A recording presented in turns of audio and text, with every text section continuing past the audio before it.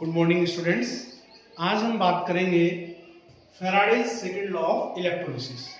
Faraday's ने दो rules दिए थे, Faraday's first law of electrolysis and आज हम बात करेंगे Faraday's second law of electrolysis. आपको पता है कि इलेक्ट्रोलिसिस क्या होता है? डिसोसिएशन और decomposition of an electrolyte through the electricity is called electrolysis। और इलेक्ट्रोलाइसिस में जब आप कोई भी इलेक्ट्रोलाइट लेते हैं और उसको इलेक्ट्रिसिटी के द्वारा डिसोशिएट करते हैं तो that convert into the ions. अब हम बात करेंगे Faraday's second law of electrolysis.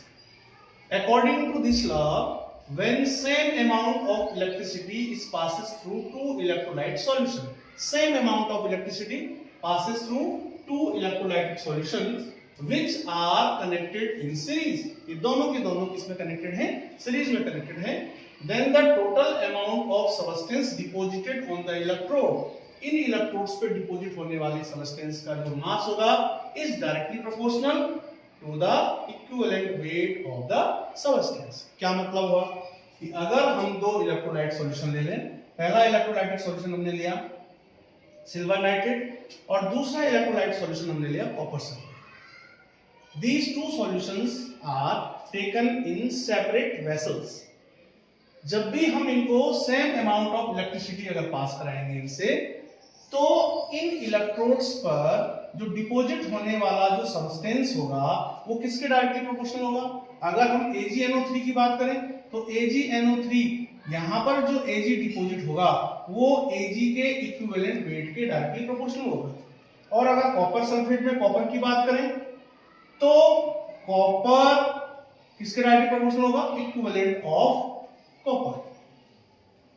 Mass of copper deposited on the electrode, this electrode, mass of copper deposited on this electrode is directly proportional to the equivalent weight of copper।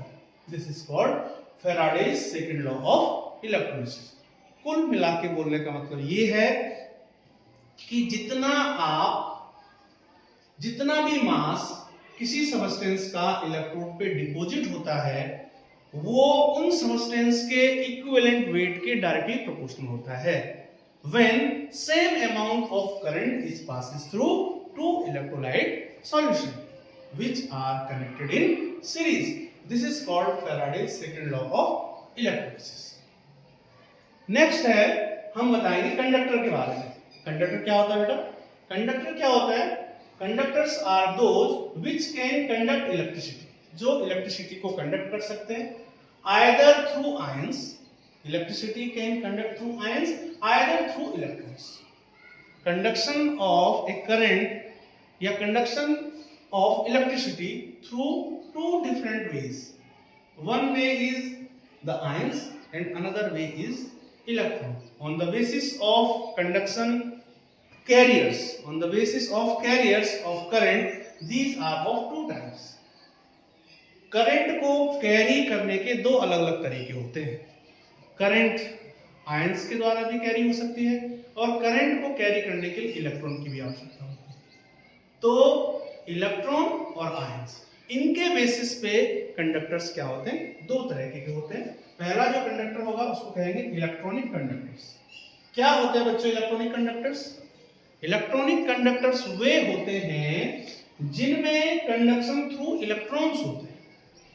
If the conduction of current का conduction if through the electrons, अगर electrons के through current को carry किया जा रहा है तो that is called electronic conductors. कौन होते हैं इलेक्ट्रॉनिक कंडक्टर्स? जैसे ऑल द मेटल्स। मेटल्स में क्या होंगे? इलेक्ट्रॉन्स होंगे, मेटल होंगे, मेटल का एटम होगा, मेटल के एटम के अंदर क्या होगा? आपका इलेक्ट्रॉन होगा। ग्रेफाइट होगा, ग्रेफाइट में एक फ्री इलेक्ट्रॉन होता है, that is this free electron is the carrier of conductor। that's why graphite is conductor। आप जानते हैं कि जो ग्रेफाइट होता है that is the allotrope of carbon। Carbon का एलोट्रोप होता है, लेकिन this is the only form। Carbon वैसे कोवेलेंट बॉन्ड बनाता है, 4 कोवेलेंट बॉन्ड बनाता है, लेकिन कार्बन के एलोट्रॉप में एक फॉर्म ऐसी है ग्रेफाइट जो कंडक्टर का काम करती है, क्योंकि इसमें एक फ्री इलेक्ट्रॉन होता है which can conduct the electricity. Several minerals में भी आपका क्या होगा, conduction through electron. This is called electronic conductors. Next है बेटा इलेक्ट्रोलाइटिक कंडक्टर्स. इलेक्ट्रोलाइटिक आपको समझ में आ रहा है, इलेक्ट्रोलाइटिक कंडक्टर्स. इलेक्ट्रोलाइटिक जहां पे आ गया इसका मतलब वहां पे इलेक्ट्रोलिसिस हो रहा है, और इलेक्ट्रोलिसिस के जो प्रोडक्ट होते हैं दे आर आयंस. जब भी आप किसी इलेक्ट्रोलाइट को डिसोसिएट करते हो, एक्वस सॉल्यूशन में डाल करके उसको डिसोसिएट करते हो, that convert into the ions. और here electrolytic conductors it means the conduction through the ions. यहां पे लिखा हुआ if conduction takes place through the ions so called ionic conductors. Because यहां पर जो कंडक्शन होगा वो आयंस के थ्रू होगा, और जब कभी कंडक्शन आयंस के थ्रू होता है that is called ionic conductors. कौन कौन आयनिक कंडक्टर किस किस में हो सकता है? तो स्ट्रॉन्ग एसिड्स होते हैं वे डिसोसिएट हो जाते हैं, strong bases completely ionized, strong acid completely ionized. ये सारे कंप्लीटली आयनाइज होने का मतलब है they are completely dissociated into the ions. और जब भी आयंस में डिसोसिएट होते हैं या strong electrolyte also 100% completely ionized. और आयनाइज होने का मतलब है कि completely dissociate into the ions. Then current is carried through the ions. When the conduction takes place through the ions, the process is called electrolytic conductors.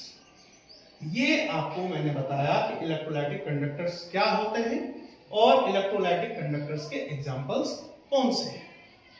अभी आपने देखा कि कंडक्टर्स के कितने टाइप्स होते हैं.